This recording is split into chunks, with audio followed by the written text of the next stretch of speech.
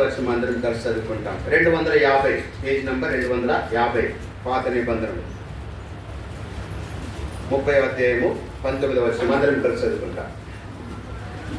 కుమారులేమి కుమార్తెలేమి దోపుడు సొమ్మేమి వారు ఎత్తుకొని పోయిన దానంతట్లో కొద్దిదేమి గొప్పదేమి ఏది తక్కువ కాకుండా దావీదు సమస్తమును రక్షించాను. చిన్న ప్రార్థన చేసుకుంటాం.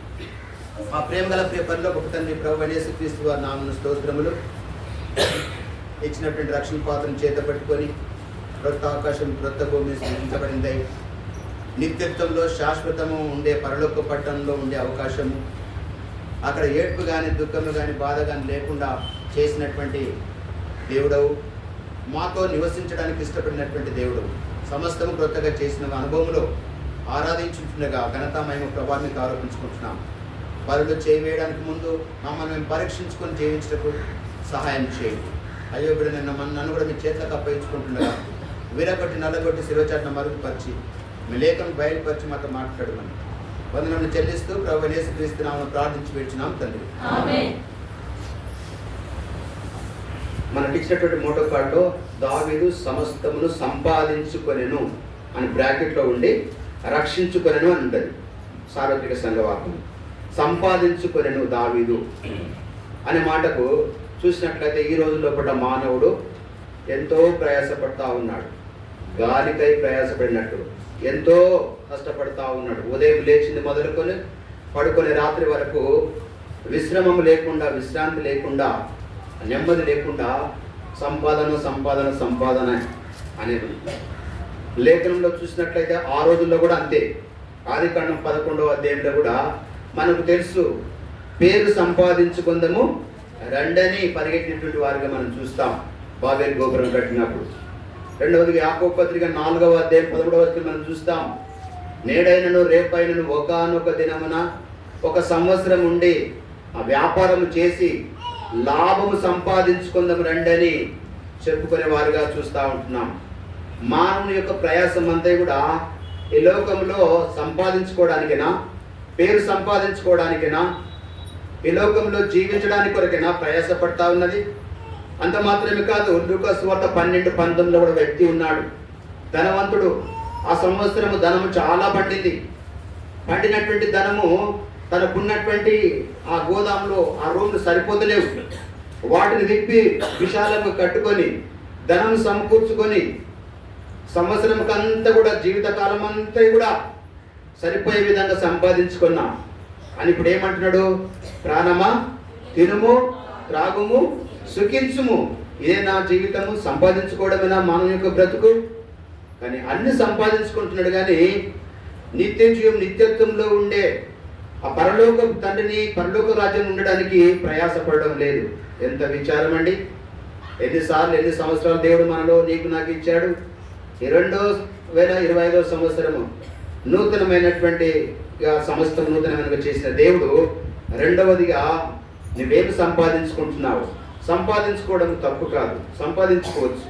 కానీ ఆ సంపాదన ఎవరి ద్వారా కలిగింది, ఎవరి ద్వారా కలిగింది అనేది కూడా గ్రహించకపోవడం కూడా బుద్ధిహీనతకే వస్తుంది. అందుకని కుటుంబ ప్రార్థన మేము చేసుకుంటాం, ఎప్పుడు మేము ప్రశ్నించుకుంటాం, మమ్మల్ని పరీక్షించుకుంటాం. దేవుడు ఈరోజు ఉద్యోగం ఇచ్చిందంటే ఎంతోమంది ఉద్యోగం లేకుండా తనకున్నటువంటి డబ్బు వ్యయపరిచి కూడా ఆ ఉద్యోగం సంపాదించుకోవడానికి ప్రయాసపడతా ఉన్నారు. కానీ దేవుడు దయదలిసి మనకి ఇచ్చినటువంటి ఉద్యోగం దాన్ని కాపాడుకొనసు. ప్రభువా, నీవు నాకు ఈ ఉద్యోగం ఇవ్వకపోతే నేను ఏ పార్టీ దానను, నేను ఏ పార్టీ వాడను. కాబట్టి ఆ విధంగా నన్ను పోషిస్తున్న నా కుటుంబాన్ని ఉన్నత స్థానంలో ఉంచావు. ఎంతోమంది పీజీ చేస్తూ ఉన్నారు, ఉన్నత చదువు చదువుతూ ఉన్నారు, కానీ వారికి లేని దాన్ని నాకు ఇచ్చావు అని కృతజ్ఞత కలిగి జీవించు. సంపాదించుకోవడం తప్పులేదు. ప్రతి సంపాదన వెనుక, ప్రతి పేరు వెనుక దేవుని యొక్క ప్రయాస, దాని యొక్క కృప ఉన్నది కాబట్టి ఆయన రుణపడి జీవించాలి. అదే లూకా సువార్తలో ఇంకొక ధనవంతుడు ఉన్నాడు. ధనవంతుడు పెద్ద తప్పు చేసినట్టు ఎక్కడ రాయబడలేదు.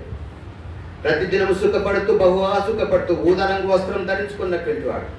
తనలో ఉన్నటువంటి లోపం ఏంటి? ఎదుటిగా ఉన్నటువంటిగా దరిద్రులైనటువంటి లాజరును ప్రేమించలేకపోయాడు. ఈనాడు ధనమున్నదని, పేరు ప్రఖ్యాతులు ఉన్నాయని, అందరికంటే ఉన్నత స్థానంలో మనకి ఎటువంటి లోపం లేకుండా సకల సంపదలు కలిగి ఉన్నాయి, మంచిదే. కానీ నిన్ను వల్ల నీ పొరుగు వారిని ప్రేమించు అనే యొక్క దేవుని యొక్క ఆజ్ఞను నువ్వు ఎంతవరకు పాటిస్తా ఉన్నావు? అదే కదా ప్రాముఖ్యం దేవుడు కోరుకున్నది. అందుకనే కదా దేవుడు నీకు ఇంకా సంఘంలో అంటుకట్టి బోధకులనిచ్చి అర్థమయ్యే భాషలో పరిశుద్ధ గ్రంథాన్ని ఇచ్చి నీకు బోధిస్తా ఉన్నాడు, తెలియజేస్తా ఉన్నాడు. గత సంవత్సరం ఇంకా కూడా నీ హృదయం కఠినం చేసుకున్నావేమో. కానీ ఈ సంవత్సరమైనా దేవుని సంపాదించుకోవడానికి, ఈ లోకంలో నీ బిడ్డలను తిరిగి రాబోయే తరానికి కొరకు ఒక ఇన్వెస్ట్మెంట్ చేస్తూ ఉన్నావు.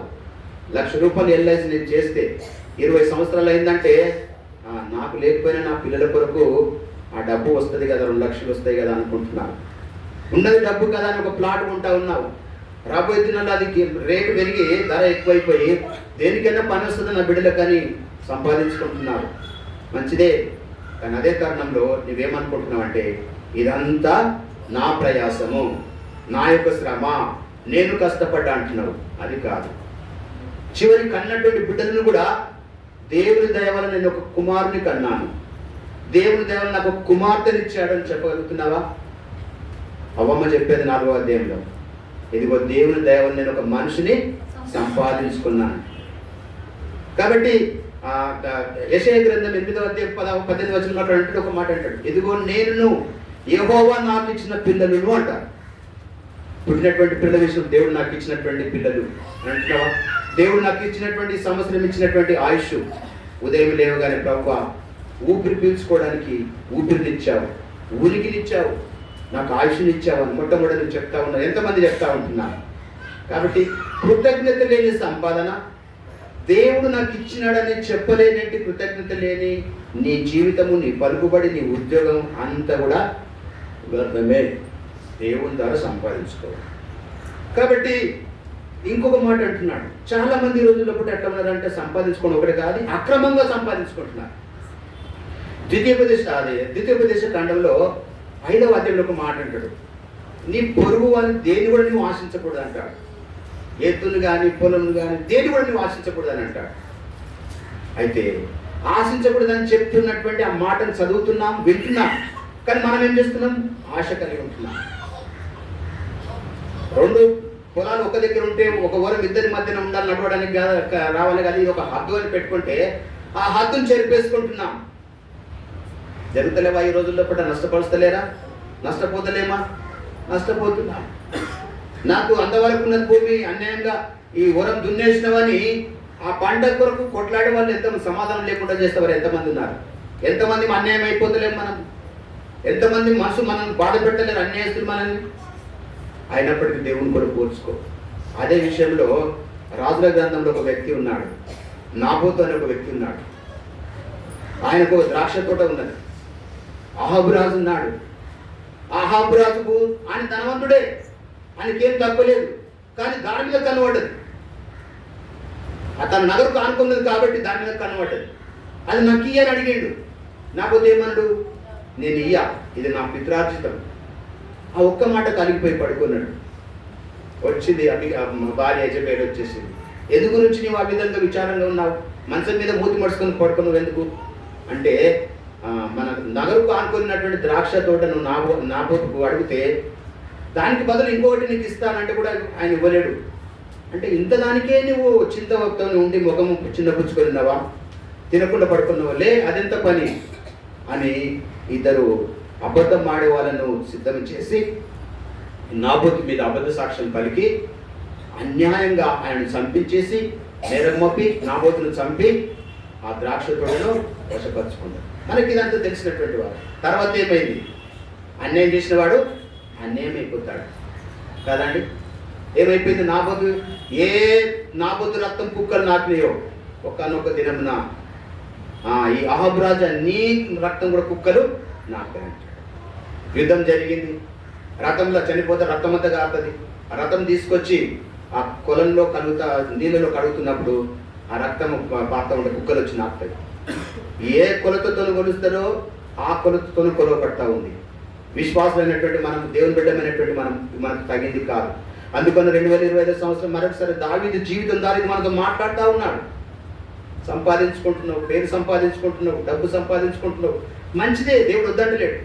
ద్వితీయోపదేశకాండం 8వ అధ్యాయంలో మంచి దేశం అంటున్నాడు, మంచి ఇల్లు అంటున్నాడు. యెషయా గ్రంథం 1వ అధ్యాయం 17వ వచనంలో మంచి శ్రేష్ఠ మంచి పదార్థం అంటాడు. యాకోబు పత్రిక 1వ అధ్యాయం 17వ వచనంలో మంచి ఈవులు అంటాడు. మంచిగా ఉండండి, తప్పేం లేదు, కానీ అన్యాయం చేయకు. అన్యాయం చేయి. దేవుడు నీకు ఇచ్చిన దాంట్లో కృతజ్ఞత కలిగి ఇతరులకు నీవు ప్రేమ చూపించు, దానిని చేయి నీకు కలిగి ఉంటే అప్పుడు నీకు ప్రతిఫలం ఇస్తాడు పరలోకంలో. అది నిజమైనటువంటి విశ్వాస జీవితం, అది దేవుని ప్రేమను పంచడం, దేవుని కలిగి ఉండడం. కాబట్టి ఇవన్నీ మనకు తెలుసు. కాబట్టి ప్రేమైనటువంటి వాళ్ళ ఇంకా కొద్దిమంది ఉన్నత స్థానంకి వెళ్ళేసరికి వాళ్ళు మర్చిపోతారు. నా వెనుక దేవుని యొక్క శక్తి ప్రయాసం ఉంది, దేవుని యొక్క ఆశీర్వాదం ఉంది అనుకోరు. నెబుకద్నెజరు అలాగనే విరవీగాడు 60వ అధ్యాయంలో. చూద్దాం ఒకసారి దానియేలు గ్రంథం చూస్తే, ఆ మాట చూస్తే కొంచెం మనకు. దానియేలు గ్రంథం, దానియేలు 4వ అధ్యాయము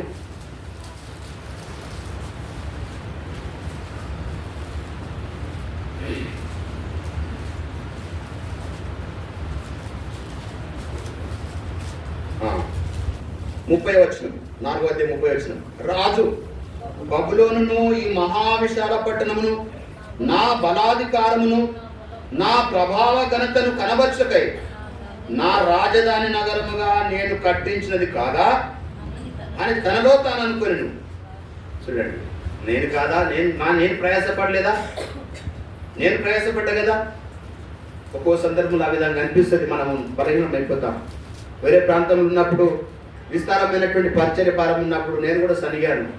నేనే ఉన్నానా, ఎవరు లేరా, ఇంక వేరేలోకి చెప్పొద్దా? సనిగిన రోజులు ఉన్నాయి.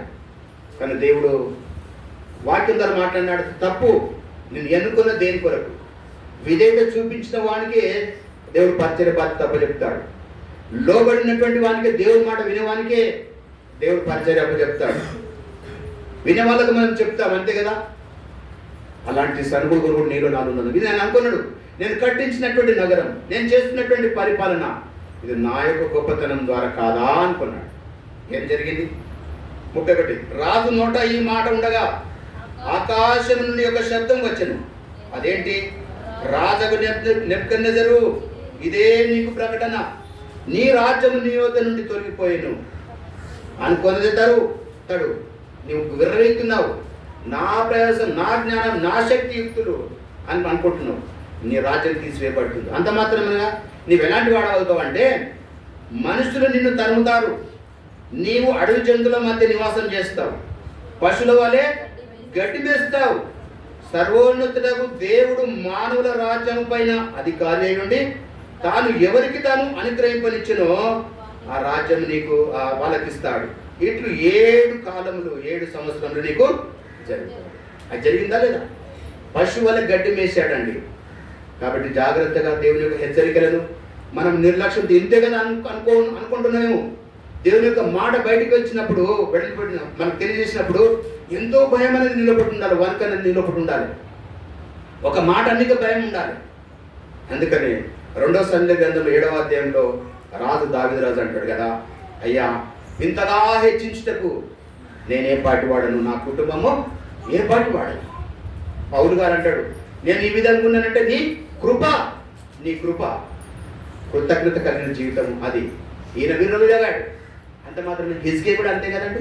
చూద్దాం యెషయా గ్రంథం, యెషయా 30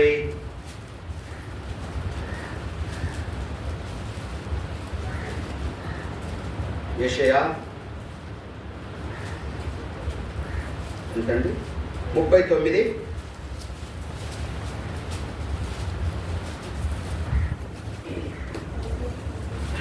1 నుండి చూసుకున్నట్లయితే 39వ అధ్యాయము యెషయా 39. ఆ కాలమందు బబులోను రాజును బలదాను కుమారుడనైన మెరదక్బలదాను హిజ్కియా రోగి అయి బాగుపడిన సంగతి విని పత్రికలను కానుకను అతని యొద్దకు పంపాడు.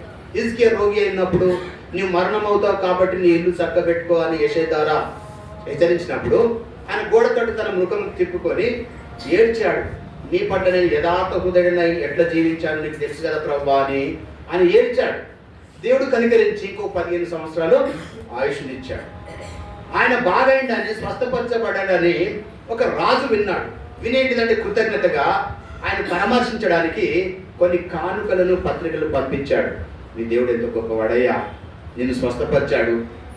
ఎవరి ద్వారా కూడా ఆ రోగం, స్వస్థపరచబడిన రోగం ఎవరి ద్వారా కూడా నయం కాదు. అలాంటిది దేవుడు నిన్ను స్వస్థపరిచాడు, మరణకరమైన రోగం అది, నేను స్వస్థపరిచాడు, ఎంతో గొప్పవాడు అని తెలుసుకొని చాలా మంచిది, ఇప్పుడు ఎట్లా ఉన్నావు, బాగున్నావా అని పరామర్శించడానికి కానుకలు, తన దాసుంచి కానుకలను పంపించాడు. మనం కూడా అంతే కదా, ఎవరైనా రోగంతో ఉన్నప్పుడు వెళ్ళి పరామర్శిస్తాం. వాళ్ళ ఇంటికి వచ్చిన తర్వాత కూడా మళ్ళీ ఎట్లా ఉన్నారని మనము పరామర్శిస్తాం. మంచిదే. ఆ విధంగా వచ్చిన తర్వాత ఇతను ఏం చేసిండంట, 3వ వచనం, 2వ వచనం, హిజ్కియా దూతలు వచ్చిన మాట విని వారిని లోపలికి తీసుకొని వచ్చి తన ఇంట ఉండనేమి రాజ్యమందేమి కలిగిన సమస్త వస్తువులలో దేన్ని కూడా దాచుకొనక, మరుగు చేయక, దేన్ని కూడా దాచుకొనక, తన పదార్థములు గల కొట్టును, వెండి బంగారములను, గంధవర్గములను, పరిమళ తైలమును, ఆయుధశాలను, తన పదార్థములో ఉన్న సమస్తమును వారికి చూపించాడు. చూపించినటువంటి ఉద్దేశం ఏంటండి? అదే అన్నమాట. కొంచెం ఈర్ష్య వచ్చింది, అసూయ వచ్చేసి. నీ బాగుపడడం మంచిది. కొన్ని వచ్చినటువంటి వాళ్ళకు, నా పరిపాలన, నేను తినే వస్తువులు, నా ఇంట్లో ఉన్నటువంటి ధాన్యం, ఈ సర్వ సమృద్ధి, నా గృహం నిర్మించినటువంటి పాటలు, ఇదంతా చూతురండి అని వాళ్ళకి వచ్చి చూపించాడు. అక్కడే పొరపాటు జరిగింది. కాబట్టి ఏమాత్రం కూడా మనం అతిశయించడానికి వీలు లేదు. దైవజనుడు భక్తి ప్రతి విషయంలో తను తగ్గించుకున్నాడు. తనకు ఏమాత్రం పేరు ప్రఖ్యాతులు అవసరం లేదు. తను చదివినటువంటి ఆ డిగ్రీ పత్రాలు కూడా తను చూపించడానికి ఇష్టపడలేనటువంటి ఆ గొప్ప దైవజనుడు భక్తి. దేవునికే మహిమ కలగాలి, దేవునికే ఘనత కలగాలని జీవించినటువంటి ఆ గొప్ప దైవజనుడు ఇతను చూపించాడు. చూపించగానే ఇప్పుడు దాని వల్ల జరిగినటువంటి ప్రతిఫలం ఏంటి? 5వ వచనం, అంతటా హిజ్కియాతో ఇట్లనెను, యెహోవా సెలవిచ్చు మాట వినుము, రాబోవు దినములలో ఏమీ మిగులకుండా నీ ఇంటనున్న సమస్తమును నేటి వరకు నీ పితరులు సమకూర్చి దాచిపెట్టినంతయు బబులోను పట్టణమునకు ఎత్తుకొని పోతారు అని సెలవిచ్చాడు. అంత మాత్రం 7వ వచనంలో, నీ గర్భమందు పుట్టిన నీ పుత్ర సంతును బబులోను రాజు నగరునందు నపుంసకులుగా చేయుటకై వారు తీసుకొని పోకుందురు. చూడండి ఎంత నష్టం జరిగిందండి. చిన్నగా అతిశయం. కాబట్టి దేవుడు ఇచ్చినటువంటి స్వస్థత ద్వారా కూడా, ప్రభువా నీవు నాకు ఈ స్వస్థత కలుగజేసావు, ఈ రోగం తక్కువ చేసావు, నీకు వందనాన్ని కృతజ్ఞత చెల్లించు. అంతేగాని ఎంత డబ్బు ఖర్చు అయింది అనుకుంటున్నావు, ఉన్నదంతా అమ్మేసిన, ఆ ఇచ్చింది ఎక్కడిదో, అమ్మడానికి ఉన్నటువంటి ఆ వస్తువు ఎక్కడిదో, దేవుడు ఇచ్చిందే కదా. కాబట్టి సత్యం తెలుసుకుందాం. దేవుని కృప ద్వారా నేను స్వస్థపరచబడ్డా. నా కొరకు ఎంతోమంది ప్రార్థన చేశారు, ఎంతోమంది కన్నీరు కార్చారు. అంత మాత్రం కాకుండా దేవుడు నన్ను స్వస్థపరచడాన్ని చెప్పగలిగాను. అంతేనా? ఉజ్జయ కూడా అంతేకండి. ఉజ్జయ విషయంలో కూడా మనం చూస్తాం. ఉజ్జయ 2 దినవృత్తాంతములు 26వ అధ్యాయం, 2 దినవృత్తాంతములు 26వ అధ్యాయం,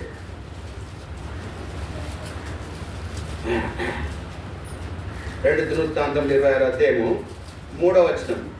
ఉజ్జయ ఏలన ఆరంభించినప్పుడు 16 ఏళ్ల వాడ యెరూషలేములో 50 సంవత్సరములు ఏలాడు. 16 ఏళ్ల సంవత్సరంలో ఉన్నప్పుడు 50 సంవత్సరాలు పరిపాలించినాడు యెరూషలేము. ఎవరు? ఉజ్జియ. అయితే 5వ వచనంలో దేవుని 4వ వచనంలో, అతడు తన తండ్రి అయిన అమజ్యా చర్య అంతటి ప్రకారం యెహోవా దృష్టికి యథార్థంగా ఆరంభం మంచిగానే ఉంది. ఎన్ని సంవత్సరాలు? 52 సంవత్సరాలు పరిపాలించాడు. చిన్న 16వ సంవత్సరంలో రాజ్యానికి వచ్చాడు. మంచిదే. దేవుని దృష్టికి యథార్థంగా ప్రవర్తించాడంట. 5వ వచనంలో, దేవుని ప్రత్యక్షత విషయమందు తెలివి కలిగిన జకర్యా దినములలో అతడు దేవుని ఆశ్రయించెను. అతడు యెహోవాను ఆశ్రయించినంత కాలము దేవుడు అతన్ని వర్ధన చేశాను. కాబట్టి దేవునితో నడిచిన దినాలు నీకు క్షేమం ఉంటుంది, దేవునితో నడిచిన దినాలు నీకు ఆరోగ్యం ఉంటుంది, నీకు నెమ్మది ఉంటుంది, సమాధానం ఉంటుంది. నీకు కష్టాలు వస్తుండొచ్చు, ఆయన పరిపాలన కూడా యుద్ధాలు వచ్చినాయి. కానీ దేవుని ఆశ్రయించినంత కాలము దేవుడు ఆ యుద్ధాన్ని తనదిగా చేసుకొని తన పక్షం యుద్ధం చేసి విజయం ఇచ్చాడు. మంచిగా ఉంది, ఏం తక్కువ లేదు. తర్వాత 8వ వచనం, అమ్మోనీయులు ఉజ్జయకు పన్నించువారైరి, అతడు అధికముగా బలాభివృద్ధి కనుక అతని కీర్తి ఐగుప్తు మార్గ ప్రదేశంలన్నిటను వ్యాపించను. అంతేకాదు ఎంతో సైన్యం కలిగినటువంటి వాడుగా ఉంటున్నాడు. తర్వాత 15వ వచనంలో, మరియు అతడు అంబులనేమి పెద్ద రాళ్ళనేమి ప్రయోగించుటకై ఉపాయశాలు కల్పించిన యంత్రములను యెరూషలేములో చేయించి దుర్గములలోను బురుజులలోను బురుజులలోను ఉంచెను. అతడు స్థిరపడు వరకు అతనికి ఆశ్చర్యకరమైన సహాయం కలిగెను కనుక అతని కీర్తి దూరముగా వ్యాపించెను. ఎందు గురించి ఎక్కడికి వ్యాపించిందంటే, ఎందు గురించి ఇదంతా ఎక్కడికి వచ్చిందంటే 7వ వచనంలో కింద లైన్లో ఉంటుంది, 2వ భాగంలో 7వ వచనం కింద లైన్లో, అతడు యుద్ధము చేయగా దేవుడు అతనికి సహాయం చేశాను. దేవుడు అతనికి తోడుగా ఉన్నాడు, సహాయం చేస్తూ వచ్చాడు కాబట్టి దూర ప్రాంతానికి విస్తరించింది. మరి అదే అలాగే జీవిస్తే బాగుంటుండే కదా, అలాగే నడిస్తే బాగుంటుండే కదా. కానీ ఇప్పుడు ఏమైంది? 18 వచనం వచ్చేసరికి 16వ వచనంకి వచ్చేసరికి, అయితే అతడు స్థిరపడిన తర్వాత అతడు మనసున గర్వించి చెడిపోయాడు.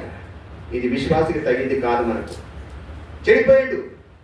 ఆ మందసంలో దేవుని యొక్క మందిరంకి వెళ్ళకూడదు. ఎవరు వెళ్ళాలో వాళ్ళే వెళ్ళాలి, ఎవరు యాజకత్వం చేయాలో వాళ్ళే చేయాలి, లేవీలే చేయాలి. ఇతను ధూపాలను పట్టుకొని దేవుడు అక్కడ ఏం చేసిండు చూడండి. 18వ వచనంలో,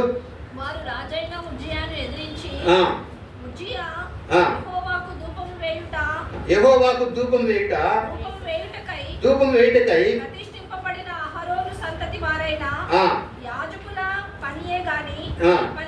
చాలు.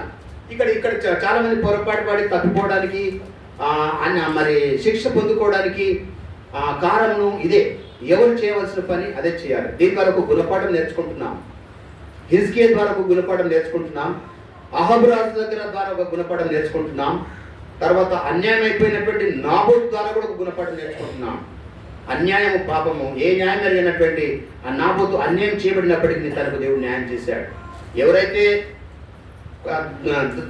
తన ఆస్తిని దోచుకొని తను చంపేశారో, చంపేసినటువంటి వ్యక్తుల వల్ల మళ్ళీ వారు కూడా చంపేయబడ్డారు. అలాగే హిజ్కియా దేవుని ద్వారా స్వస్థత పొందుకొని కొంతగా అతిశయించడం ద్వారా ఎంత నష్ట పొందుకున్నాడు. కాబట్టి గర్వించకు, అతిశయించుకొని హెచ్చరింపబడుతున్నాం. ఉజ్జయ కూడా తన కీర్తి దూరము దేశంలోకి వ్యాపించినది. అటువంటి తరుణంలో గర్వించడం ఒకటే సరే, కానీ తను చేయకూడని పని చేశాడు. మందిరంలోనికి వెళ్ళి యాజకులు చేయవలసిన పని తను చేశాడు. ఏమైపోయింది? కుష్ఠరోగం వచ్చేసేసింది. మందిరంలో కూడా, దేవుని యొక్క మందిరంలో ఈ రోజుల్లో కూడా దైవ భక్తులు కొన్ని క్రమాలు మనకు నేర్పాడు. ఎవరు ఏ పరిచర్య చేయాలో ఆ పరిచర్య చేయాలి. పుల్పిట్ ఎక్కాలంటే కూడా ఎంతో భయం. ఉదయం వచ్చేటప్పుడు ప్రార్థన చేసుకుంటాం. మామూలు ఆవరణంలో అడుగు పెట్టాలంటే కూడా యోగ్యత లేదు. ఇప్పుడు ఏం కాకపోవచ్చు, దాని పరిమాణము, దాని పాప ఫలితం తప్పకుండా అనుభవించాలి. ఏ యోగ్యత లేదు ప్రభువా, నమ్మి నాకు ఇచ్చావు బాధ్యత, కానీ ప్రతి విషయం నేను ఎంత జాగ్రత్తగా ఉండాలి. అందులో అడుగు పెట్టడానికి నాకు అర్హత లేదు. నన్ను పరిశుద్ధపరచవా, నా పెదవులు కాల్చివేయి, పవిత్రమైన పెదవులు దయచేయి. ప్రార్థిస్తూ వస్తాం. పుల్పిటి మీద ఎక్కాలంటే ఒక మాట అక్కడ ప్రార్థన చేసుకొని వస్తాం, దేవుని సన్నిధి. అంతేగాని ఎవరు నాకేంటి అని చాలామంది గ్రహింపు లేకుండా వాళ్ళు చేయవలసిన పని వాళ్ళు ఇంకొకరు పాలు పొంది దాన్ని అపవిత్రం చేసి శిక్షకు గురవుతూ ఉంటున్నారు. నీ పాటలు పాడే వాళ్ళకి ఇచ్చాడా దేవుడు? దాన్ని దేవుడికి మహిమ కొరకు వాడుకో. వాయిద్యాలు వాయించేది ఇచ్చాడా? నువ్వు డుమ్మ కొట్టాలని నువ్వు ఎందుకు అనుకుంటావు? ఈరోజు రాకపోతే ఏమవుతుంది, నేను రాకపోతే ఎట్లా అవుతుందో అనుకుంటావేమో. అది కానే కాదు. దేవుడు నేను ఎందు గురించి ఏర్పరచుకున్నాడు. తర్వాత నీకు వాక్యం చెప్పేది పరిచర్య దేవుడు అప్పగించాడా, తర్వాత నీకు ఇచ్చాడా? సిద్ధపడు, దేవుని కొరకు నిలబడని ప్రయాసపడు. మందిరంలో భోజనం సిద్ధపరచడానికి ప్రజల కొరకు నీకు పరిచర్య ఇచ్చాడా? దాంట్లో నమ్మకంగా ఉండు. అది చేసిన తర్వాత అతిశయించదు. ఎవరికి లేని దాన్ని నాకు ఇచ్చావు ప్రభువా, ఇది నమ్మకంగా చేయడానికి నాకు సహాయం చేయడు. పనివాడు జీతం చేస్తే ఒట్టిగా వాళ్ళు పంపిస్తారా? దినమంతా సంవత్సరం అంతా కూడా కొలువు చేస్తే మనకేమైనా ఇస్తారా? ఇవ్వరా? దేవుడు కూడా తప్పకుండా, ఆయన రుణస్థుడు కాడు, ప్రయాసకు తగిన ప్రతిఫలము దేవుడు తప్పకుండా ఇస్తాడు. కాబట్టి ఈ హెచ్చరికలు ఎందు గురించి తీసుకుంటున్నామంటే, దావీదు సమస్తము సంపాదించుకొనెను, తిరిగి రక్షించుకొనెను. అయితే ఎందు గురించి మళ్ళీ తిరిగి సంపాదించుకున్నాడు, ఎందు గురించి రక్షించినాడు అంటే, తాను చేసినటువంటి పొరపాటు ద్వారా కోల్పోయాడు. తాను ఏదైతే పొరపాటు చేశాడో, ఉజ్జియా ఆరంభంలో మంచిగానే ఉన్నాడు, యథార్థంగా ప్రవర్తించాడు, దేవుని యొక్క విచారణ చేశాడు. ఆయన కీర్తి దూర ప్రాంతం వరకు వ్యాపించింది, విస్తరించింది. దేవుడు ఆయనకు సహాయం చేశాడు. కానీ గర్వించాడు మనసులో కూడా. దేవుని సన్నిధిలోకి వెళ్ళి ధూపం వేయడానికి వెళ్ళాడు, యాజకుడు చేయాల్సినటువంటి పరిచర్య. అయితే దావీదు విషయంలో కొన్ని పొరపాట్లు జరిగినాయి. ఈ దావీదు ఎలాంటి వ్యక్తి అని అంటే తల్లిదండ్రుల యొక్క ప్రేమకు కానీ, అన్నదమ్ముల యొక్క స్నేహానికి కానీ, కుటుంబం యొక్క ఆదరణకు కానీ ఎక్కువ నోచుకోలేని వ్యక్తి. ఎప్పుడూ అడవిలో ఉండేవాడు, గొర్రెలు కాచుకుంటుంటాడు. అడవిలో ఉన్న వాళ్ళకు ఇవన్నీ దూరం అవుతాయి కదండి. అంత మాత్రమేనా, తల్లిదండ్రులు అన్నదమ్ముల ద్వారా కొంత తిరస్కరించబడినటువంటి వాడు, అంత ప్రేమను పొందుకోలేనటువంటి వాడిగా ఉంటున్నాడు. తర్వాత ఈయన ఎలాంటి వ్యక్తి అంటే గొర్రెలు కాసుకుంటున్నప్పుడు ధైర్యశాలి, బాలుడే.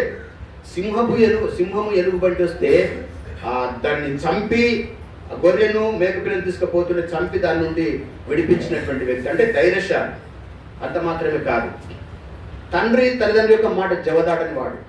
యుద్ధం జరుగుతూ ఉన్నది, వెళ్ళి నీ అన్నదమ్ముల యొక్క క్షేమం తెలుసుకురాపో అని భత్యం అక్కడ ఆహారం ఇచ్చి పంపిస్తే జీ హుజూర్ అన్నాడు. ఓకేనన్నా, సరేనన్నా, అలాగే వెళ్తా అన్నాడు. తల్లిదండ్రుల యొక్క మాటకు విధేయత చూపించినటువంటి వాడు. అంత మాత్రమే కాదు, దేవుని ఎవరైనా తిరస్కరిస్తే, దూషిస్తే, తన ప్రజలను ఎవరైనా విమర్శిస్తే, అవమానిస్తే తట్టుకోలేని వ్యక్తి కాడు, పౌరుషం కలిగినటువంటి వ్యక్తి. అందుకని 17వ అధ్యాయం మనం చూస్తాం కదా, రాజుల గ్రంథంలో అక్కడ ఏం జరుగుతుంది, అక్కడ ఆ గొలియాతు ఫిలిస్తీనటువంటి గాతు వాడైనటువంటి గొలియాతు విమర్శిస్తూ ఉన్నాడు దేవుని ప్రజలను, దేవుని దూషిస్తూ ఉన్నాడు. అప్పుడు ఆ మాటలు విన్నటువంటి వాడు తర్వాత దావీదు ఒక మాట అంటాడు, జీవం గల దేవుని సైన్యం గారి జీవం గల దేవుని సైన్యంలో అధిపతి యెహోవా సైన్య జీవం గల దేవుని ప్రజలను దూషించుటకు, విమర్శించుటకు ఈ సున్నతి లేని ఫిలిస్తీయుడు ఎంతటి వాడు అని పౌరుషం కలిగినటువంటి వ్యక్తి. అందరూ ఉన్నారు, రాజు ఉన్నాడు, ఎవరు కూడా ధైర్యం చేయలేకపోయాడు. కానీ దేవుని కొరకు పోరాడినటువంటి వ్యక్తి, గొలియాతును చంపినటువంటి ఒక ధీరుడు. అంత మాత్రమే కాదు, ప్రజల చేత దావీదు 10,000 కొలది అని ప్రశంసింపబడినటువంటి వాడు, కీర్తించబడినటువంటి వాడు, కొనియాడబడినటువంటి వాడు. ఆ కొనియాడడం వెనుక ఒక కుట్ర దాగి ఉన్నది. తట్టుకోలేకపోయాడు, జీర్ణించుకోలేకపోయాడు, విషపు చూపు చూశాడు. తన సొంత మామ చేత తరమబడినటువంటి వ్యక్తి దావీదు. ప్రాణమర చేతిలో పెట్టుకున్నటువంటి జీవించినటువంటి వ్యక్తి. తన ప్రాణ స్నేహితుడైనటువంటి యోనాతాను బట్టి ఏడ్చినటువంటి వ్యక్తి. చనిపోయినటువంటి బిడ్డల కొరకు ఏడ్చినటువంటి వ్యక్తి. తన భార్యను కొరకు ఏడ్చినటువంటి వ్యక్తి.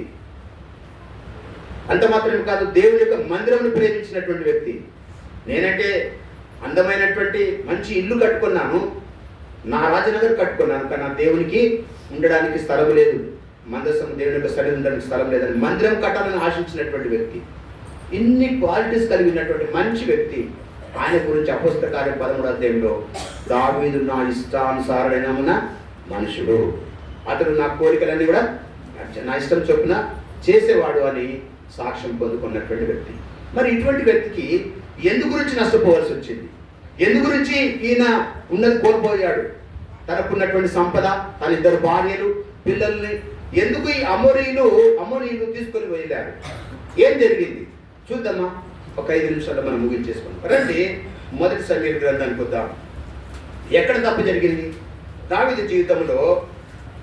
మొదట ఆ వ్యక్తి, ఆ దావీదు ఎలా ఉన్నాడు? 1 సమూయేలు గ్రంథం 23వ అధ్యాయము, 23వ అధ్యాయం, పేజీ నంబర్ 244, మొదటి వచనం. తర్వాత ఫిలిస్తీయులు కెయిలా మీద యుద్ధము చేసి కళ్ళముల మీద ధాన్యమును దోచుకొనుచున్నారని దావీదుకు వినబడింది. దోచుకుంటున్నారని వినబడ్డప్పుడు దావీదు ఏం చేయాలి? దేవుని బిడ్డ కాకపోతే, ఈయనకంత ఆత్మీయత లేకపోతే, దేవుని మీద ఆధారపడడం అనేటువంటి వాడు లేకపోతే తొందరగా వెళ్ళాలి, యుద్ధం చేయాలి. కానీ దేవుడు అంటే భయం ఉన్నది కాబట్టి ఇప్పుడు ఈయనేం చేసిండు? 2వ వచనంలో, అంతటి దావీదు నేను వెళ్ళి ఈ ఫిలిస్తీయులను హతము చేయుదునా అని ఎవరి దగ్గరికి వెళ్ళాడు? దేవుని దగ్గరికి వెళ్ళాడు. మంచిదే కదా, మంచిదే కదా దేవుని దగ్గర. ప్రభువా, మరి వీళ్ళని యుద్ధం చేసి వీళ్ళని ఓడిస్తానా? నేను వెళ్ళాలా యుద్ధానికి అని విచారణ చేశాడు. ఇదే అధ్యాయం 4వ వచనం. అయితే తన దగ్గర ఉన్నటువంటి ప్రజలు భయపడ్డారంట. భయపడినప్పుడు మళ్ళా ప్రార్థన చేశాడంట దేవుని దగ్గర విచారణ. 4వ వచనం చదవండి. దావీదు చూడండి, మళ్ళీ యెహోవా విచారణ చేసి ఏమన్నాడు? సరే, రెండవ సందర్భంలో కూడా మళ్ళీ నా జనులు భయపడుతున్నారు ప్రభువా, మరి నేను వెళ్ళాలా, యుద్ధంకి వెళ్ళాలా, వాళ్ళని ఓడగొడతానా, ఓడిస్తానా అంటే అక్కడ విచారణ చేసినట్టు మనం చూస్తాం. దేవుడు సమాధానం ఇచ్చినట్టు తర్వాత మనం చూస్తాం. తర్వాత 10వ వచనం, అప్పుడు దావీదు ఇశ్రాయేలీయుల దేవా యెహోవా 11 చదివితే అర్థమైంది. కీలా జనులు నన్ను అతని చేతికి అప్పగించుదురా, నీ దాసుడనని నాకు వినబడినట్లు సౌలు దిగివచ్చునా, ఇశ్రాయేలు దేవా యెహోవా దయచేసి నీ దాసుడని నాకు దానిని తెలియజేయమని ప్రార్థిస్తాను. దేవుని దగ్గర ప్రతి విషయంలో మొరపెడతా ఉన్నాడు. తర్వాత 12వ వచనంలో కూడా కీలా జనులు నన్ను నా జనులను సౌలు చేతికి అప్పగించుదురా అని దావీదు మరలా మనవి చేయగా, ప్రతి విషయంలో దేవుని దగ్గర విచారణ చేసినటువంటి వ్యక్తి ఇప్పుడు కష్టకాలం వచ్చింది. సొంత మామైనటువంటి సౌలు ఈయనను చంపాలనుకుంటున్నప్పుడు మరి దేవుని దగ్గర విచారణ చేసిన పరిస్థితి అనుకోలేదు కదా. ఇప్పుడు ఎక్కడికి వెళ్ళాడంటే ఆయన చూడండి, మొదటి సమూయేలు గ్రంథము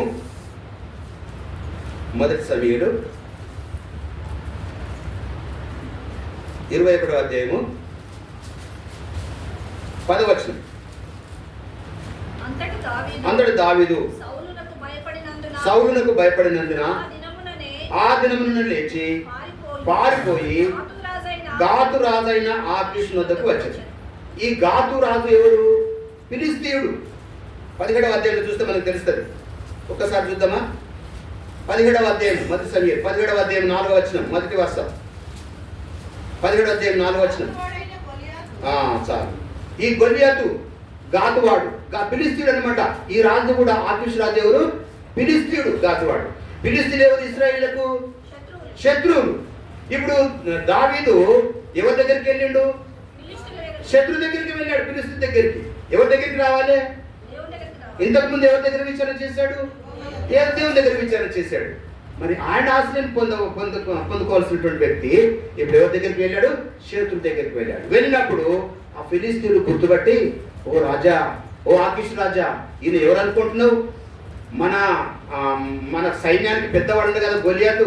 ఆ గొల్లియాతును చంపి తల నరికినటువంటి వ్యక్తి, ఆ తలను చేత పట్టుకొని ఊరేగించినటువంటి వ్యక్తి, మన ఫిలిష్తీయులందరినీ కూడా తరిమి కొట్టి చంపినటువంటి వ్యక్తి, ఆ వ్యక్తి నీ దగ్గరికి వస్తున్నాడు అని చెప్పగానే ఈ మాటలు దావీదు విని ఇప్పుడు ఆకీషు రాజు నన్ను ఏం చేస్తాడో అనుకొని తప్పించుకోవడానికి ప్రయత్నం చేశాడు. ఏం చేశాడు? 11వ వచనం.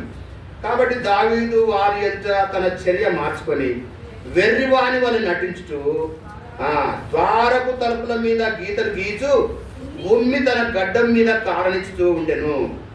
వారు అతన్ని పట్టుకొని పోగా అతడు పిచ్చి చేష్టలు చేసి వచ్చాడు. తప్పించుకోవడానికి గడ్డం మీదకి జొల్లు కాస్తా ఉన్నది, గోడ మీద గీతలు గీస్తున్నట్టు పిచ్చొని తీరు అంటే పిచ్చొని తీరు. ఆకీషు రాజు నుండి తప్పించుకోవడానికి సౌలు రాజు తప్పించుకొని ఎవరి దగ్గరికి పోయినా? మళ్ళా ప్రాణం తీసుకుని దగ్గరికి పోయినావు, అక్కడికి పోయాడు. ఆయన ఊరుకుంటాడా? ఇప్పుడు అక్కడ మళ్ళీ ఒక వేషం తప్పించుకోవడానికి పిచ్చొని తీరు పిచ్చి చేస్తా ఉన్నావు. సరిగ్గా మాటలు లేవు, గడ్డ మీదకి లేవు, జల్లు కాచుకుంటున్నావు, గోడల మీద గీసినావు, గీతలు గీస్తా ఉన్నావు. అప్పుడు ఆకీషు రాజు పిచ్చొని నా దగ్గరికి ఎందుకు తీసుకొచ్చినావు? పంపించేసేయండి అని అన్నాడు. అప్పుడన్నా ఊరుకోవాలి కదా. కానీ ఒకనొక సమయం యుద్ధం జరుగుతూ ఉన్నది. చూడండి. అదే మొదటి సమూయేలు గ్రంథం మొదటి సమూయేలు 27వ అధ్యాయం మొదటి సమూయేలు 27వ అధ్యాయం మొదటి వచనం.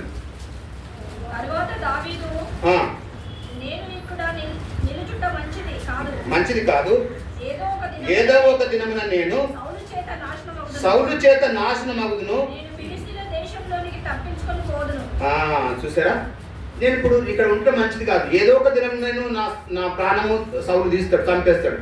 కాబట్టి ఫిలిష్తీయుల దేశంలోనికి పోతా, నేను తప్పించుకొని పోతా అనుకున్నాడు. ఫిలిష్తీయుల దేశానికి వెళ్ళాడు. వెళ్ళి 600 మందితో కూడా అక్కడ ఉన్నాడు. మళ్ళీ ఎవరి దగ్గరికి వెళ్ళాడు? ఆకీషు రాజు దగ్గరికి వెళ్ళాడు. మళ్ళీ ఆకీషు రాజు దగ్గరికి వెళ్ళేసరికి అక్కడ పోయి ఆయనకు నేను అనుగ్రహం నీ దగ్గర అనుగ్రహం పొందిన వాడనైతే నీవు నా మీద దయ ఉంచి ఈ ఫిలిష్తీయులో ఉన్నటువంటి ఒక గ్రామాన్ని, ఒక ప్రాంతాన్ని నాకు ఇయ్యయ్యా, నీకు దూరంగా నేను బ్రతుకుతా అంటే ఆకీషు రాజు దయదర్శి ఒక గ్రామం ఇచ్చాడు. అదేది చూడండి, 4వ వచనం 27:4. దావీదు గాతునకు పారిపోయిన సంగతి సౌలుకు తెలిసిన మీదట అతడు దావీదును వెతుకుట మానివేసెను. అంతటా క్షమించండి 7వ వచనం. దావీదు ఫిలిష్తీయుల దేశంలో కాపురముండిన కాలమునంతా 1 సంవత్సరము 4 నెలలు. చూడండి, ఈ 6వ వచనంలో సిక్లగ్ అనే గ్రామాన్ని ఈ ఆకీషు రాజుకు దగ్గర అడుక్కొని తీసుకుంటాడు. ఈ 600 మందితో కూడా సిక్లగు అనే ఒక ప్రాంతాన్ని ఎంచుకొని అక్కడ నివసిస్తూ ఉన్నారు. ఈ సిక్లగు అనే ప్రాంతంలో నివసిస్తూ సపడక ఊరుకున్నాడా? ప్రాణమర్చలను పెట్టుకున్నటువంటి వ్యక్తి ఈ సిక్లగు ప్రాంతంలో అమోనీయులు ఉంటున్నాడు. వాళ్ళని ఏం చేసినట్టు ఒక్కరొక్కరిని పట్టుకొని చంపేసి వాళ్ళకు అంతా దోచుకుంటున్నాడు. చూడండి, ఇక్కడనే ఇదే 27వ అధ్యాయము 8వ వచనంలో, అంతలో దావీదు అతని వారును బయలుదేరి గెజరీల మీదను అమాలేకుల మీదను పడిరి. ప్రయాణస్తులు పోవు మార్గమున షూరు నుండి ఐగుప్తు వరకు ఉన్న దేశంలో వారు పూర్వము కాపురముండగా దావీదు ఆ దేశస్తులను హతము చేసి మగవారినేమి ఆడవారినేమి ఎవరిని సజీవులుగా విడవక గొర్రెలను, ఎడ్లను, గాదామములను, ఒంటెలను, వస్త్రములను దోచుకొని తిరిగి ఆకీషు యొద్దకు వచ్చింది. ఉన్నటువంటి సపద కూరుకోకుండా అక్కడ నుండి అమోనీయులను ఇక్కడ ఉన్నటువంటి గెషరీయులు, గెజరీయుల మీద, అమాలేకుల మీద పడి ఆ స్త్రీలను, పురుషులను అందరినీ చంపేసి వాళ్ళకు ఉన్నటువంటి పశువులన్నీ కూడా చంపేసినటువంటి వ్యక్తి వాళ్ళందరినీ కూడా వాళ్ళ ఉన్నటువంటి ఆ ధనాన్ని అంతా కూడా దోచుకున్నాడట. దోచుకున్న తర్వాత ఒక మాట అనుకున్నాడు, ఒక్కరిని నేను బతకరిస్తే లేక శత్రు దేశంకు వచ్చిండు, మన శత్రువు మన దేశానికి వస్తే నువ్వు దయదర్శి ఈ సిక్లగు అనే గ్రామాన్ని, ప్రాంతాన్ని ఇచ్చావు కదా. దావీదు ఏం చేసాడు తెలుసా? రాజా, ఆకీషు రాజా, మన మీదనే తిరుగుబడి మన ప్రజలను చంపి అంత దోసుకున్నాడు అని చెప్తారేమని ఒక్కరిని కూడా బతకనీయలేదట. బతకనీయకుండా బ్రతికినటువంటి వ్యక్తి ఎక్కడ పోతుంది? చేసినటువంటి న్యాయం, చేసిన పని. అందుకని 30వ అధ్యాయం ఈ సంవత్సరం ఇచ్చినటువంటి వాగ్దానం. ఇప్పుడు చదువుతామా 30వ అధ్యాయం? వాళ్ళు చేసినటువంటి దానికి దావీదు చేసినటువంటి ప్రతీకారంగా 30వ అధ్యాయంలో చూస్తా ఉన్నారు. చూడండి, 30వ అధ్యాయం 1వ వచనం. దావీదును అతని జనులను 3వ దినం సిక్లగునకు వచ్చిరి. అంతలో అమాలేకులు దండెత్తి దక్షిణ దేశం మీదను సిక్లం మీదను పడి కొట్టి దాన్ని తగలబెట్టి గనులనేమి, అలుపులనేమి, అందులో ఉన్న ఆడవాళ్ళందరినీ చెరపట్టుకొని చంపక వారిని తీసుకొని పోయిండ్రి. ఇంకా నయం, దావీదైతే వాళ్ళందరినీ కొట్టి చంపిండు, దోసుకున్నాడు. వీళ్ళు ఇక్కడ దేవుని కృప ఉంది కాబట్టి కొట్టి దోసుకొని పోయిండ్రంట, వాళ్ళను చెరపట్టుకొని పోయిందంట. అంత మాత్రమేనా? 3వ వచనంలో, దావీదును అతని జనులను పట్టణంలోకి వచ్చి అది కాల్చబడి ఉంటయు, తమ భార్యలను, కుమారులను, కుమార్తెలను చెరలోనికి కొనిపోబడి ఉండటం చూచి ఇక ఏడ్చుటకు శక్తి లేకపోయినంత బిగ్గరగా ఏడ్చింది. జనులు వాళ్ళ భార్యను, పిల్లలు వాళ్ళను కూడా పట్టుకొని పోయిందంట, చెరపట్టుకొని కొట్టి. అంత మాత్రం కాదు, దావీదు యొక్క 2 భార్యలు కూడా తీసుకొని పోయిందంట. అమాయకులు తాను చేసినటువంటి ఆ అన్యాయం. అందుకనే మనం చూసాం, తన పొరుగు అని దేన్ని ఆశించదు. ఏ కొలతతో చేస్తే కొలుస్తావో ఆ కొలతతోనే కొలవబడుతుంది. తీర్పులోనికి మనం వస్తాం. ప్రతి విషయం మనకు జాగ్రత్తగా ఉండాలి. దావీదు ఎంత నష్టపోయాడండి. అయితే దావీదు చాలా ఏడ్చాడు. గొలియాతును చంపిన ఈ దావీదు నాకు ఏడ్చేది, తన భార్యల కొరకు, తన కోల్పోయిన సమస్తం కొరకు ఆ దావీదు నా ఏడ్చేది. సింహమును ఎదురాడినటువంటి ఎలుగుబంటిని చీల్చి చెండాడి దాన్ని ఎదురాడి చంపడానికి వెళ్ళినటువంటి ఒక ధైర్యశాలి ఆ ఏడ్చుతాడు. ఇప్పుడు ఎందుకు వచ్చింది బాధ? ఎందుకు వచ్చింది కష్టం? ఎందుకు వచ్చింది పొరపాటు? ఎందుకు నష్టపోయాడు?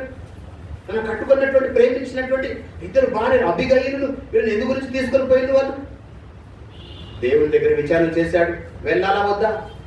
ఇప్పుడు శత్రువు దగ్గరికి పోయి తల దాచుకున్నాడు. ఆ శత్రువులను చంపేసి ఇంకా బాగా తెచ్చుకోవడానికి కారకుడయ్యాడు. తనకు ఉన్నటువంటి అంతా కూడా భార్య పిల్లలతో పాటు, ఆ జనుల యొక్క భార్య పిల్లలతో పాటు అంతా కూడా దోచుకొని వాళ్ళు తీసుకొని పోతా ఉన్నారు. ఇప్పుడు శక్తి లేనంతగా ఏడ్చాడు. దావీదు జీవితంలో తాను ఏడ్చినటువంటి దినాలు ఎలాంటివో ఒక 2 చూసుకొని మనం ముగించుకుందామా. 1 సమూయేలు గ్రంథము 30వ అధ్యాయం 4వ వచనంలో దావీదు ఈ విధంగా ఏడ్చాడు. చూడండి, 1 సమూయేలు 4వ అధ్యాయం 30వ అధ్యాయం 4వ వచనంలో, ఇక ఏడ్చుటకు శక్తి లేకపోనంతగా ఏడ్చిది. 6వ వచనం దావీదు మిక్కిలి దుఃఖపడ్డాడంట. తన జీవితంలో ఎంతో దుఃఖపడ్డాడు. చూడండి, ఇంత ధైర్యశాలి, దేవుని కొరకు పౌరుషం కలిగినటువంటి వ్యక్తి, సింహంను ఎలుగుబంటిని మరి ధైర్యంగా ఎదుర్కొన్నటువంటి వ్యక్తి ఇప్పుడు ఏడుస్తున్నాడు. ఎటువంటి పరిస్థితి వచ్చింది, ఎటువంటి పరిస్థితి ఎదురైంది చూడండి. అంత మాత్రమేనా? 2 సమూయేలు గ్రంథం 15వ అధ్యాయం, 2 సమూయేలు 15వ అధ్యాయం 30 వచనం. 2 సమూయేలు 15:30. అయితే దావీదు చూడండి ఎటువంటి పరిస్థితి వచ్చింది చూడండి. ఎందు గురించి వచ్చింది ఆ పరిస్థితి? అక్కడ సొంత కుమారుడు అబ్షాలోమే తాను చంపడానికి వెంబడబడ్డాడు. కాబట్టి దావీదు ఏం చేసిన 30వ వచనంలో, ఒలివ కొండకు ఎక్కుచు ఏడ్చుతూ తల తప్పుకొని పాదరక్షణ లేకుండా కాలి నడకను ఏడ్చను. 16వ అధ్యాయం 5వ వచనం. 16వ అధ్యాయం 2 సమూయేలు గ్రంథం 16వ అధ్యాయం. రాజైన దావీదు వచ్చినప్పుడు సౌలు కుటుంబీకుడగు గేరా కుమారుడైన షిమ్యాను ఒకడు అతని నుండి బయలుదేరి వచ్చాను. చూడండి, షిమి అంటోడు ఏం చేసిండు? ఒక మంచి సాక్ష్యం కలిగినటువంటి వ్యక్తి, ఒక ధైర్యశాలి, గొలియాతును చంపినటువంటి వ్యక్తి, 40 సంవత్సరాలు రాజ్యాన్ని పరిపాలించినటువంటి వ్యక్తి తన జీవితంలో చేసినటువంటి కొన్ని పొరపాట్ల ద్వారా ఇక్కడ ఏడ్చాడు. తర్వాత అవమానం కూడా జరిగింది. చూడండి ఏమంటున్నాడు 8వ వచనంలో, చెప్పించాను. 7వ వచనం 8వ వచనం 7-8. ఈ షిమి నరహంతకుడా, దుర్మార్గుడా, చీపో నీ వేలవలనని నీవు వెళ్ళగొట్టిన సౌలు ఇంటి వారి హత్యను యెహోవా నీ మీదికి రప్పించి యెహోవా నీ కుమారుడైన అబ్షాలోము చేతికి రాజ్యమును అప్పగించి ఉన్నాడు. నీవు నరహంతుడకు గనుకనే నీవు చిక్కబడి ఉన్నామని. ఎందుకు వచ్చిందండి పరిస్థితి? కొద్దిపాటి తప్పిదము, తీసుకున్నటువంటి నిర్ణయం, దేవుని నుండి ఎడబాటు, దేవుని నుండి మనసు తొలగిపోయినప్పుడు ఎదుర్కొనేటటువంటి అవమానము, ఎదుర్కొనేటటువంటి దుఃఖము ఇవన్నీ కలుగుతా ఉంది. 18వ అధ్యాయం 33వ వచనము. 18వ అధ్యాయం 2 సమూయేలు 18వ అధ్యాయం 33వ వచనం. అప్పుడు రాజు బహు కలతపడి ఎక్కిపోయి ఏడ్చుచు సంచరించుచు, నా కుమారుడా అబ్షాలోమా, నా కుమారుడా అబ్షాలోమానికి కేకలు వేసేశాడు. 19వ అధ్యాయం 5వ వచనం వరకు కూడా చూసుకుంటే, ఏ కుమారుడైతే తను చంపాలనుకున్నాడో ఆ కుమారుడు ఎంతగానో ప్రేమించాడు. తన కుమారుడు చంపాలనుకున్న తన కుమారుడు అబ్షాలోము గురించి ఎట్లయితే ఎదగొట్టు, నా కుమారుడు అబ్షాలోమా, అయ్యో నా కుమారుడు అబ్షాలోమా, నీవు చనిపోతివా, నీకు బదులు నేను చనిపోతే బాగుండదు కదా అంటున్నాడు. అక్కడ ఉన్నటువంటి సైనికులు అన్నారు కదా, చనిపోయింది నీ కొడుకు ఇప్పుడే, కానీ నీ కుమారునికి బదులు నీవు చనిపోతా అనుకుంటున్నావు కదా, నీవు చనిపోతే నీవు పరిపాలిస్తున్నటువంటి జనులు ఏమవుతారు, ఈ రాజ్యం ఏం గతి అవుతుంది, నీ ఒక్కరి మీద ఎంతమంది ఆధారపడి ఉన్నారు, ఎంత పరిచర్య అప్పగించబడి ఉన్నది, ఇప్పుడు నీ కొడుకు నీ సొంత ప్రయోజనం ఆశించి మాట్లాడతావా నువ్వు అని జనులు తర్వాత అంటారు. తర్వాత మనం చూస్తాం, బత్షెబమ్మ పుట్టినటువంటి కుమారుడు చనిపోయినప్పుడు 7 రోజులు కూడా తిండి తినక ఉపవాసం ఉండి అని అక్కడ ఉంటాడు. కారణం ఏంటి?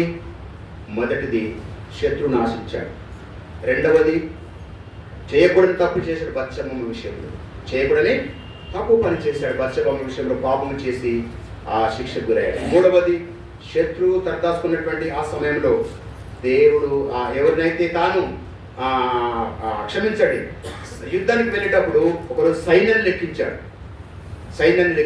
నాకు ఇంత ఎంత సైన్యం ఉన్నది అని యోబు రాజుకు చెప్తే, ఎందుకు వచ్చింది నీకు ఆలోచన? ఈ 40 సంవత్సరాలు కూడా ఎన్నో యుద్ధాల్లో కూడా దేవుడు నీకు తోడుగా ఉండి యుద్ధంలో విజయం ఇచ్చాడు కదా, ఇప్పుడు నీకు ఏమైంది, నీకు ఎందుకో వచ్చింది ఈ ఆలోచన?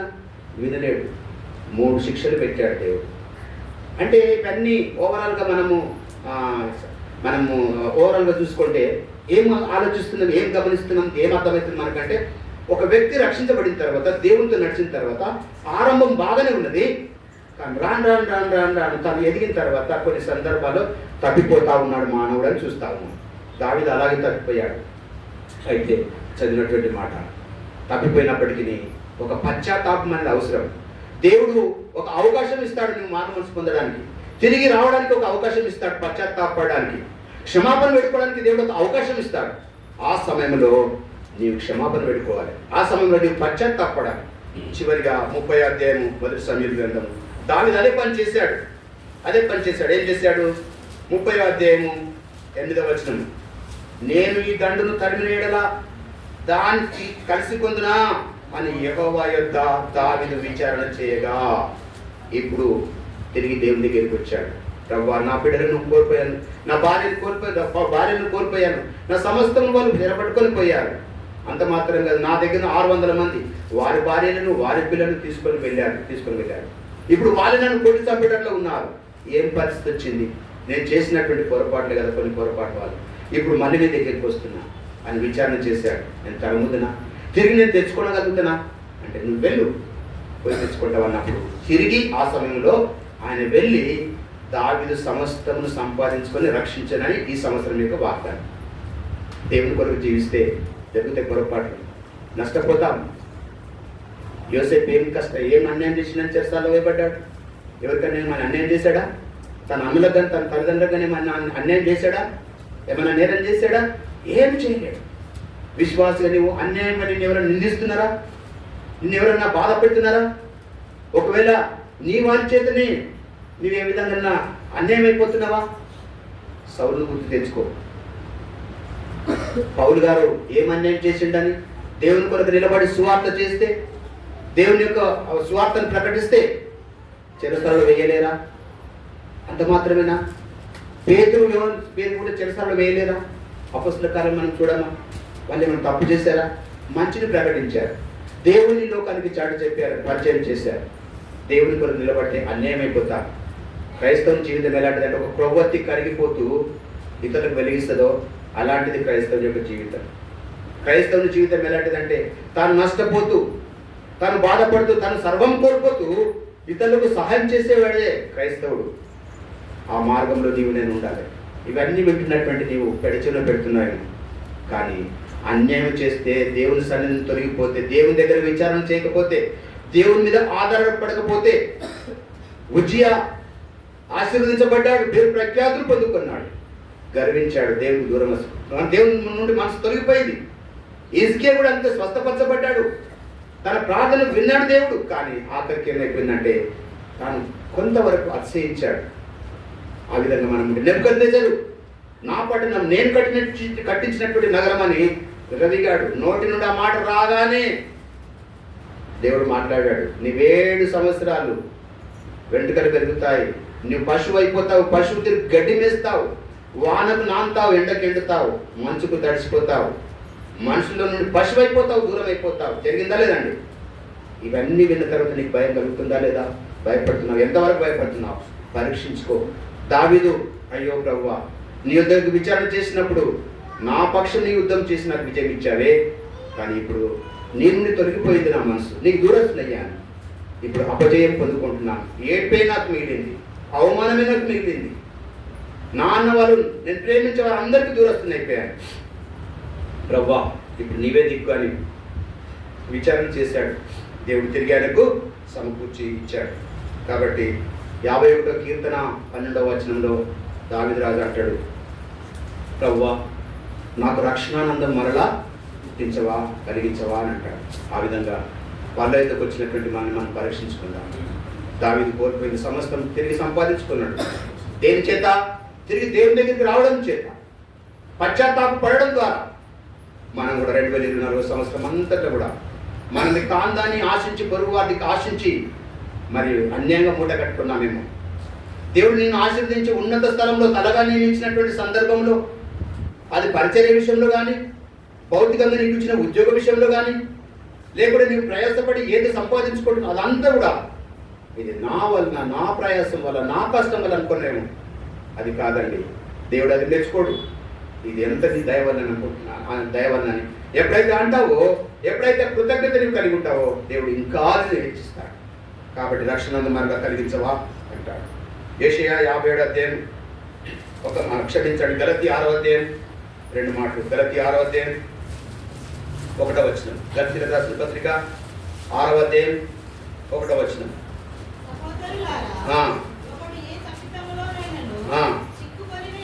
చిక్కుకున్న ఎడల ఆత్మ సంబంధులై మీలో ప్రతి వాడును